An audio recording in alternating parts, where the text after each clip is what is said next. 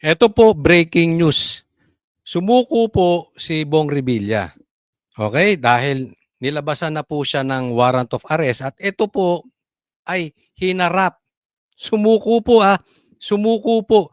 Okay? Hindi siya nahuli. Lininlawin natin kasi ganyan po ang nangyari doon kay Torre. But ibang kwento yon kasi may sumuko tapos sinabi niya nahuli. Hindi po. Ito, sumuko. Okay? Tingnan po natin. Kasi meron din na namang kababalaghang ginawa patungkol dito kay Bong Revilla. Malakas ang loob niya na sumuko dahil alam niya inosente siya. So ito po yung part 2. Okay? Kung hindi nyo napanood yung part 1, tingnan nyo po. Pero ito po yung part 2 ng ating vlog ngayon. Pag-usapan po natin. Bayan na arrest warrant laban sa kanya. 9:57 PM kanina nang namataan natin ang pagdating ni Revilla dito sa PNP CIDG headquarters. Kasama niya ang kanyang kabiyak na si Cavite 2nd District Representative Lani Mercado at dalawang anak na sina Cavite 1st District Representative Jolo at Agimat Party List Representative Brian.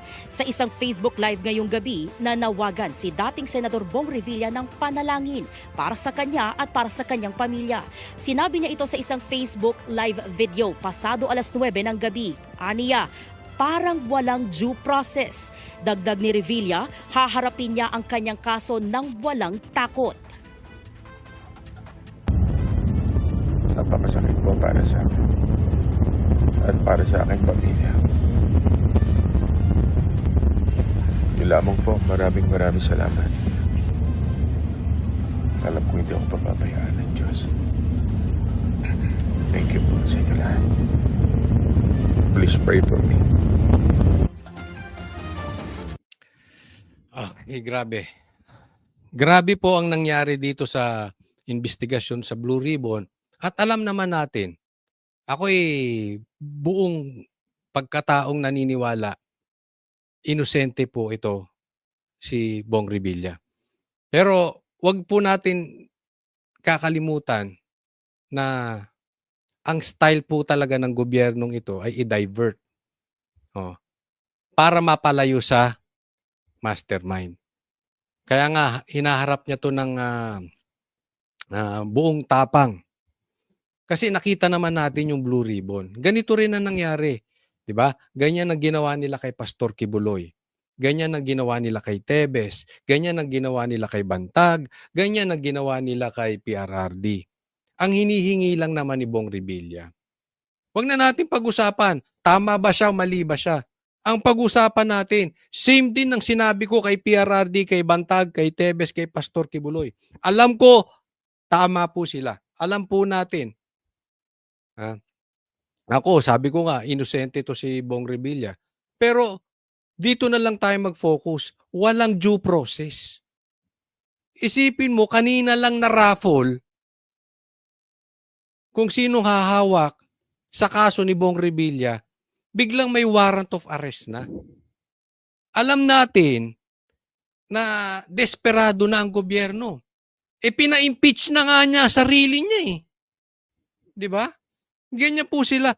Talagang lahat gagawin nila para mapalayo sa mastermind.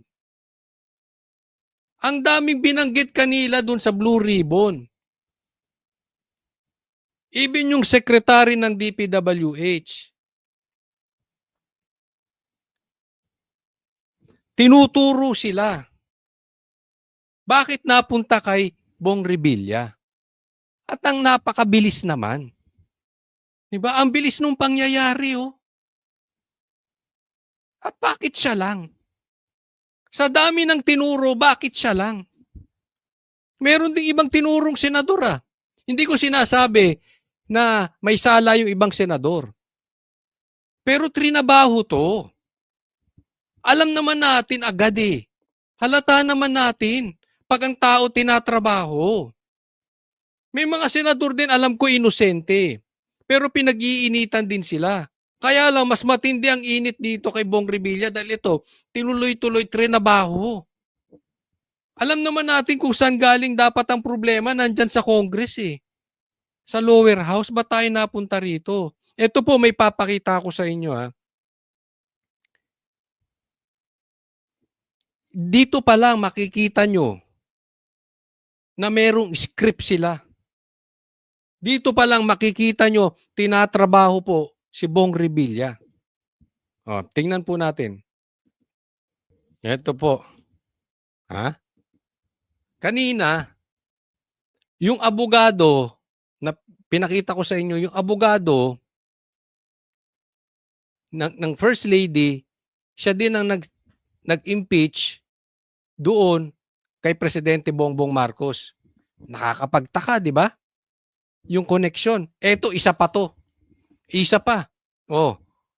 Kapatid ng abogado ni Bernardo na nagturo. Etong Bernardo, ito yung tunay na di umano magnanakaw.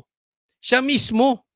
Kaya nga naging state witness yan eh. Kaya nga nagbalik ng pera. Ibig sabihin, eto nagnakaw. Eto may problema sa korupsyon. Etong si Bernardo. Samantalang yung mga tinuro niya na iba. Asaan? Bakit hindi niya rin maturo si Romualdez? Siya hayahayang buhay. Di ba? Siya yung umaming nagnakaw, siya yung pinapanigan ngayon. Kaya itong Bernardo na ito ay tanim testigo. Ito ang nagpahirap sa atin. Ito ang may problema sa Ghost Project. Ito yung may problema sa flood control scandal. Itong si Bernardo. Ngayon, ito si Bernardo. Kapatid niya, kapatid ng abogado ni Bernardo, ang nag-issue ng warrant kay Bong Revilla. Di umano. Tingnan nyo yan.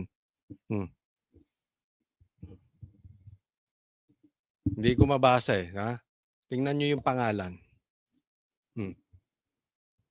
Carl B. Miranda. Totoo ba yan? Ha? Ito ang pumirma.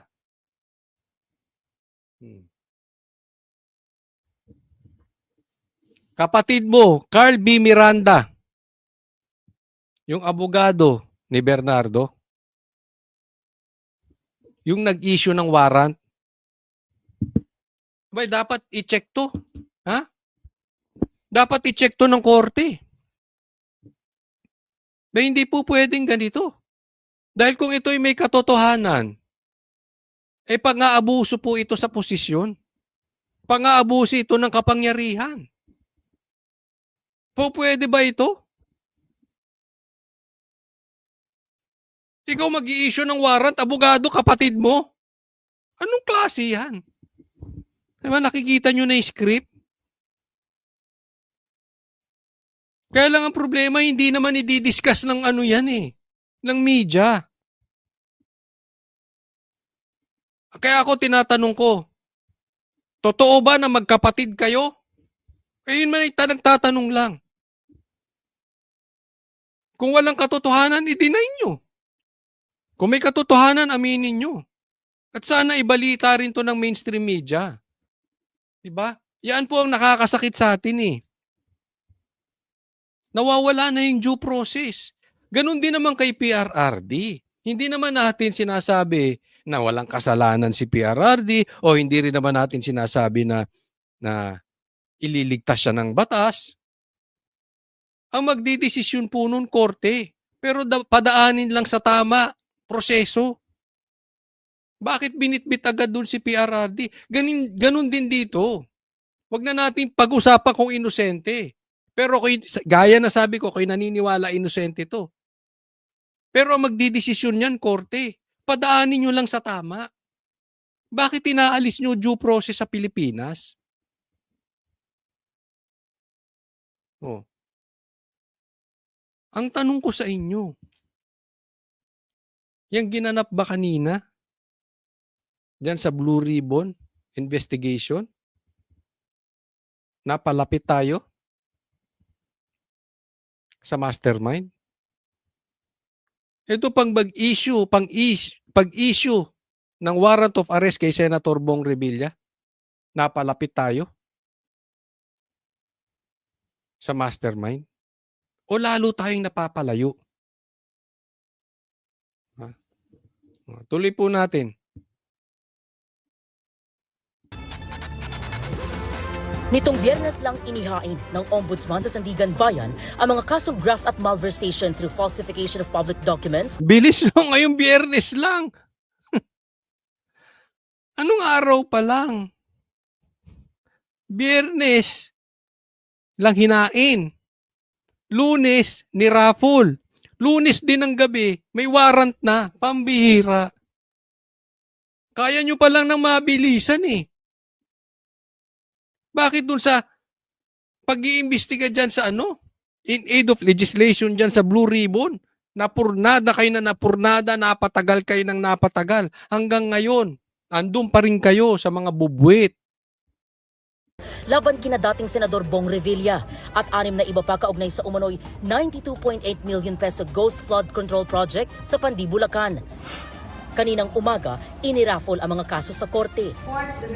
4th Division ang hahawak ng kasong graft sa pamumuno ni Justice Michael Frederick Musni. Ang malversation case na walang inirekomendang piyansa na iraffle sa 3rd Division kung saan chairman si Justice Carl Miranda. At bago mag-alas 6 ng gabi, nag-utos ng maglabas ng arrest warrant ang Sandigan Bayan. Ang bilis, ni-raffle, Biyernes sinampa, Lunes ng umaga ni-raffle, gabi. Ha? May warrant na. Oh. Wala pang bail. Baka bukas ng pagkagising ko, meron ng death penalty, meron ng electric chair. Baka lintik na yan, Martes ng gabi, huhusgahan na. Electric chair, si Bong Revilla.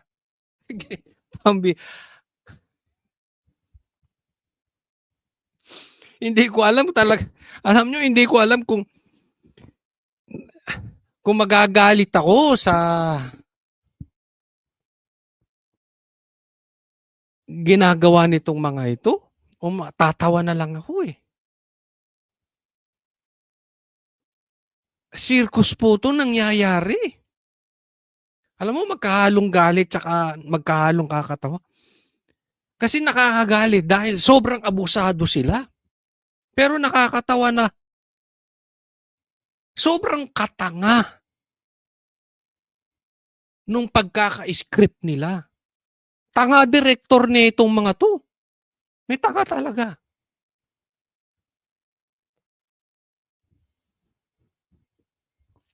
Kung ito gagawa ng pelikula, napakalayo sa katotohanan. Ay, nako. 3rd Division. Natukoy na may probable cause para ipaaresto si dating Senador Revilla at mga dating opisyal at kawani ng DPWH Bulacan 1st District Engineering Office na sina Bryce Hernandez, JP Mendoza, RJ Dumasig. Sabi ho, no? Yung nag-issue at nag-issue ng warrant, tapos yung nagpatunay na mayroong probable cause. Ang bilis! Parang hindi sa Pilipinas, no? Sa Pilipinas ba itong pinag-uusapan natin? Parang hindi Pilipino itong pinag-uusapan natin, ah. Anong nangyari? Biglang napabilis. Gahol ata kayo, mga brad. Tatanong lang. Gahol kayo para makahuli? Dahil nangako ang presidente?